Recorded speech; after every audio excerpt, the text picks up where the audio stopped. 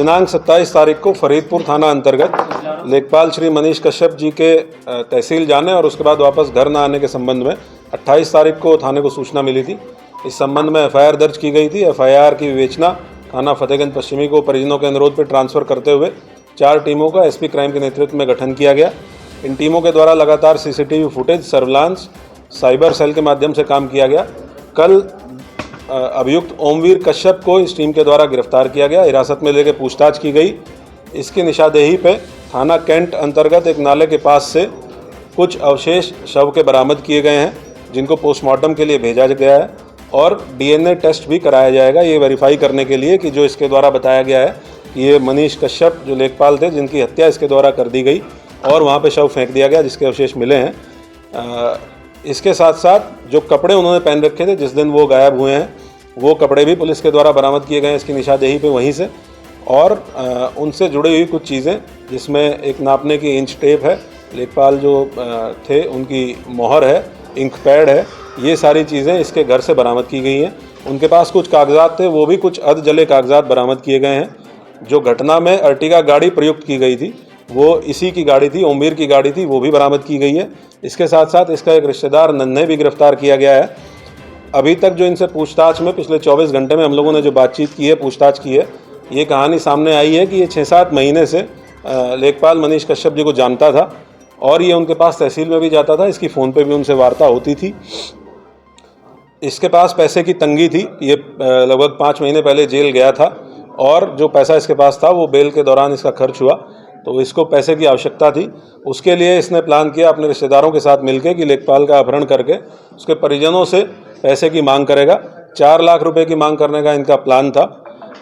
उस दिन इन्होंने फ़ोन से उनको बुलाया और फ़ोन से बुलाने के बाद शराब पीने के बहाने इन लोगों ने शराब पी भी, और उसके बाद जब वो ज़्यादा नशे में हो गए तो नेत्रपाल, एक और इसका रिश्तेदार है जो एक फार्म हाउस पर काम करता है, वहाँ लेके गए। वहाँ नेत्रपाल को जब नेत्रपाल घबरा गया, उसने मना कर दिया कि वो वहाँ पे इसको बंधक नहीं रखेगा। फिर दोबारा गाड़ी में लेके मनीष कश्यप को लेके गए और घुमाते फिरते हुए सूरज जो इसका एक और रिश्तेदार है उसने अपने मफलर से उसकी हत्या कर दी। वो संबंधित मफलर भी पुलिस के द्वारा बरामद किया गया है। हत्या करने के बाद जिस जगह से बॉडी बरामद हुई है वहाँ इनके द्वारा फेंक दी गई और जो बचा हुआ लेखपाल का सामान था वो ये ओमवीर अपने घर लेके चला गया। अभी तक हम लोगों के पास सीसीटीवी फुटेज उपलब्ध है जिसमें 27 तारीख को 3:10 पे जो लेखपाल थे मनीष कश्यप वो पैदल जाते हुए दिख रहे हैं, यही कपड़े पहने हुए जो बरामद किए गए हैं और डिस्प्ले किए गए हैं। उसके बाद 3:45 पे अर्टिगा गाड़ी उसी रूट से जाते हुए दिख रही है जो अभियुक्तों के द्वारा बताया गया है, वो भी फुटेज पुलिस के द्वारा कब्जे में लिए गए हैं।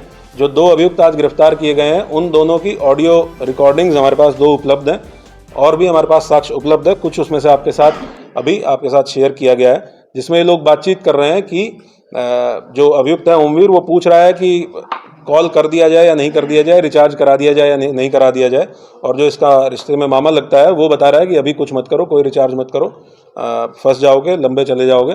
इस तरह की बातचीत, इनकी 2 कॉल्स हमारे पास हैं। उसमें एक ये भी बात आई है कि जो भी सामान बचा हुआ है उसको फेंक दो, उसको बहा दो, नहीं तो फंस जाओगे।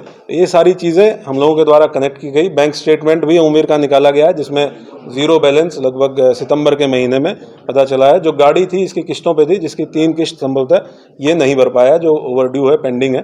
तो अभी तक की पूछताछ से ये चीज़ें प्रकाश में आई हैं। 2 अभियुक्त गिरफ्तार किए गए हैं। 2 अभियुक्त सूरज और नेत्रपाल ये अभी फरार हैं। इनकी गिरफ्तारी के लिए टीमें गठित की गई हैं। जो रिमेन्स बरामद हुए थे उनको पोस्टमार्टम के लिए भेजा गया है, साथ साथ में पैनल से पोस्टमार्टम कराने के लिए और डीएनए प्रोफाइलिंग, ताकि डीएनए मैच कराया जा सके, इसके लिए भी सीएमओ से अनुरोध किया गया है।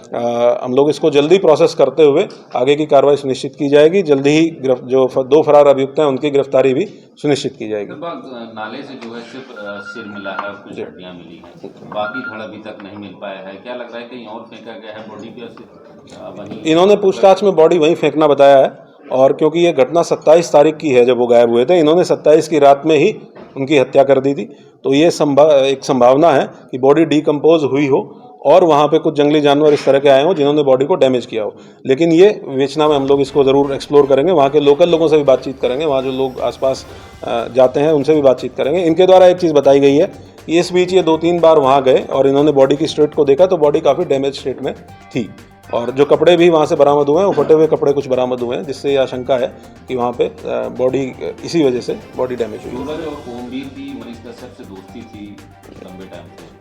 जो CDR से हम लोगों ने देखा कि इनकी बातचीत होती थी, इनका परिचय था आपस में, और जाहिर सी बात है कि किसी परिचित व्यक्ति के कॉल करने पे ही कोई उनके साथ जाएगा, और जो कॉल CDR के माध्यम से भी तस्दीक हुई है कि कॉल किया गया था और बुलाया गया था, और वो लोकेशन भी कंफर्म हुई है CDR के माध्यम से। थाने स्तर पे क्या लापरवाही मानते हैं आप, क्योंकि लोगों से लगातार आरोप लगा रहे थे, पहले दिन गए तो उनकी तहरीर फेंक दी गई, पाट दी गई, अंगूठा लगवा के साथ केवल गुमशुदगी दर्ज की गई, अपहरण की बात कह रहे थे, पुलिस लगातार नकार रही थी कि कोई अपहरण नहीं हुआ है, कुछ नहीं हुआ।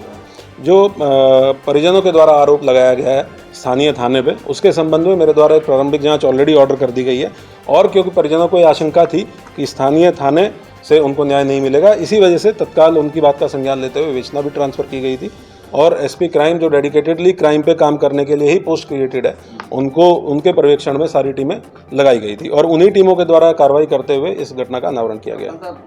परिजन शुरू से आरोप लगा रहे थे कि कुछ लोग इसमें जमीन का बड़ा मामला है, कुछ लोग हत्या कराना चाहते हैं, हत्या कर सकते हैं, अपहरण की बात तो उन्होंने भी इस बात को नहीं किया था। कि ऐसा तो नहीं कुछ लोग ऐसा कोई बड़ा गैंग काम कर रहा हो जो जिसके पीछे हो, जिन्होंने इनको हटाना चाहते हो, इन लोगों को हायर करके इनसे मर्डर ही करा दिया। अपहरण की बात तो कहीं ना तो फिरौती की मांग की गई उनसे, ना परिजनों ने इन पे आरोप लगाया कि हम ये हमारे कोई अपहरण कर सकते हैं। उन्होंने आज भी टिल टुडे भी वो ये कह रहे हैं कि पुलिस ने इसमें कहीं ना कहीं कुछ खेल कर दिया है, और ये लोग एक्चुअल नहीं पकड़े गए हैं। ऐसा तो नहीं कोई पीछे कोई और बड़ी साजिश हो जिन्होंने इनसे हायर करके इनसे हत्या करा दी हो और एक बड़ा खेल बंद कर दिया हो। जो परिजनों के द्वारा आशंका जताई गई थी, आप को विदित है कि उसमें राजस्व टीम के द्वारा भी ऑलरेडी जांच कर ली गई है, जिसमें संभवतः किसी प्रकार का कोई अनियमितता अभी तक नहीं पाई गई है। उसमें हमारे